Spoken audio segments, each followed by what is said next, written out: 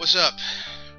It's time for another installment of games you should have played.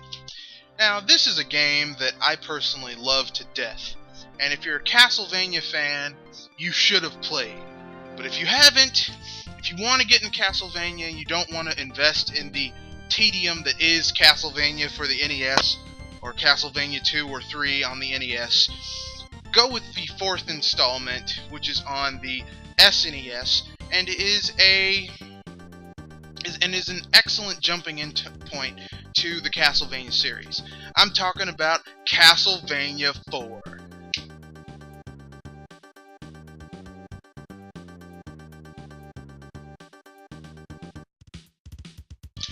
Okay, we're back.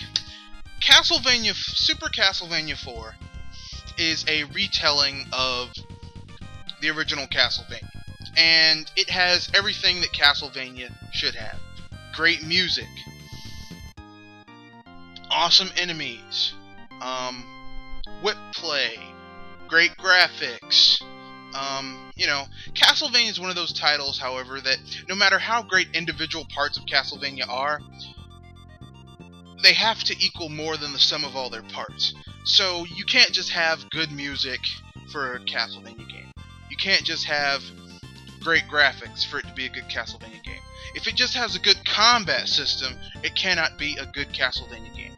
It's the sum of all the parts that make a good Castlevania game, and this game does not disappoint. The music is excellent. Old Castlevania tunes done in 16-bit chipsets that sound awesome. The opening of the game sounds eerily creepy. The later levels, this game gets you pumped. When you hear Simon Belmont's theme song, you know you're about to go and kick some vampire butt, okay? Dracula's ass is grass and you're the lawnmower. This game is just awesome, and you should play it. Now, let's break it down for people who haven't played it yet, okay? Graphically, Super Castlevania, it was one of the launch games for the SNES. Or, in Japan, the Super Famicom! Okay? And that basically just means that it utilized Mode 7, and it utilized it well. This was back when Konami knew how to make really good games and weren't reliant on Hideo Kojima and his stuff, where they had other IPs that they supported, like Mystical Ninja, also known as Ganbare Goemon, and Castlevania, and Ninja Gaiden. I believe that was... Ninja Gaiden and Batman, stuff like that. This was back in the day when Konami was still one of the princes of video game making. Unfortunately, those times have passed, but you can get a piece of this awesomeness now. Now, I already went over graphics. Graphically, this game was gorgeous for the time, and it still holds up pretty well today, even though it's a 16-bit game. Next, let's move on to music. Great music. I have, as a matter of fact, you can hear a little bit in this review.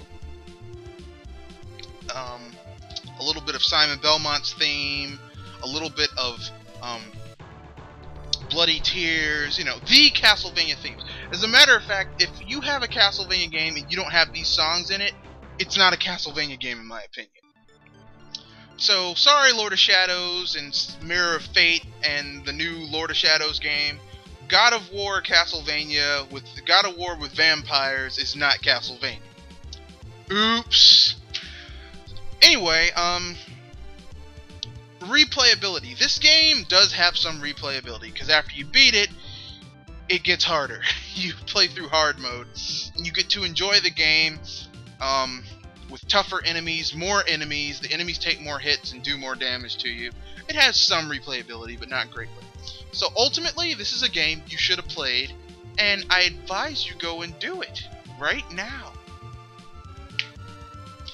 Stay tuned, I have another video coming where I talk about another installment of I want to give you my money, but this time it'll be a company that have been just making some boneheaded moves recently. Stay tuned.